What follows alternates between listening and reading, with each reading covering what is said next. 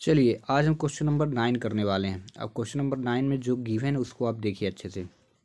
Find the amount paid at the end 3 year. 3 साल बाद पैसे दिए जाएंगे तो कितने अमाउंट निकालना है, अमाउंट का कितना होगा। अगर आप प्रिंसिपल यानी अगर मान लीजिए 12,000 रुपये किसी से लीजिए ब्याज में और 12% का ब्याज हो तो 3 साल में कितना रुपये देना पड़ेगा। ठीक है, तो इंटरेस्ट आपको फाइंड आउट करना है, अमाउंट निकालना कितना इतना इंटरेस्ट के बाद आपको टोटल कितना देना पड़ेगा। मान लीजिए किसी ने 12,000 रुपये किसी से उधार लिया, 12% इसमें इंटरेस्ट लग गया तो 3 वर्ष बाद कितने में देना पड़ेगा। ठीक है, तो बोला है अमाउंट, अमाउंट का मतलब होता है मिश्र धन यानी टोटल अमाउंट।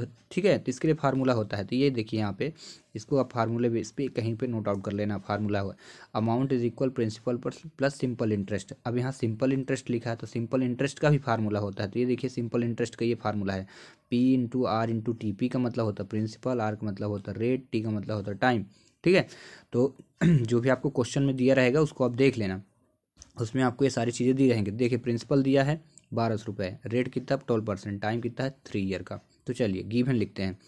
पी दिया है 12,000, आर दिया है 12% और समय दिया है 3 वर्ष। इसके बाद सिंपल इंटरेस्ट निकालना है तो P into R into T. P की वैल्यू 12,000, आर दिया है आपको 12% तो यहाँ रख दिए 12%, टी दिया था 3 वर्ष तो यहाँ रख दिए। इसके बाद काटना आपका काम चालू, तो ये दोनों जीरो कट गए। फिर बच्चा 12 × 12 × 3 तो 12 बार हम 144 और 140 में जैसे आपने किया 3 का गुणा, 3 चौको 12, 3 चौको 12 1 13, 3 एकम 3 1 4, 432 रुपये क्या हुआ इंटरेस्ट यानी ब्याज हुआ। 12,000 रुपये का 3 वर्ष का जो ब्याज है 432 है।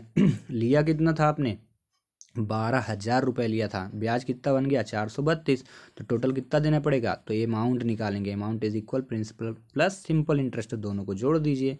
अब बता दीजिए कि भाई 1,632 रुपये 3 साल बाद मैं आपको दूंगा, क्योंकि 12,000 रुपये मैं आपसे लिया था। अब 12,000 का 3 साल का जो ब्याज बनेगा वो 432 होगा। इस प्रकार की क्वेश्चन हो जाएगा। ठीक है, तो आप रियल लाइफ में भी इसका यूज कर सकते हैं। ब्याज का किसी को आप पैसे दीजिए और उसके बाद इंटरेस्ट देख लीजिए कितने % का लगाया गया है और कितने टाइम में देना है, इस फार्मूले से लगा लीजिए और निकाल लीजिए। ठीक है, तो चलिए हम दूसरा क्वेश्चन करते हैं इसी का।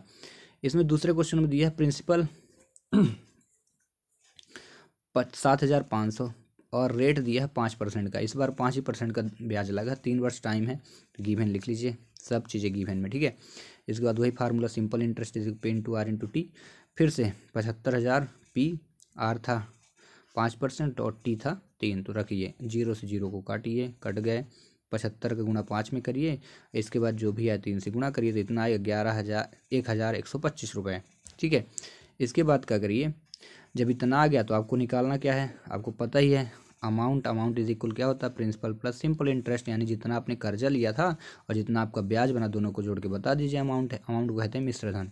मिश्र धन यानी जोड़ कर जो प्राप्त हुआ है धन, यानी ब्याज के सहित जो धन प्राप्त हुआ मिश्र धन है। ठीक है, तो 8,625 और ये हुआ क्वेश्चन नंबर, कहा जाए कि 9 के दोनों ही क्वेश्चन हुए सॉल्व। ओके।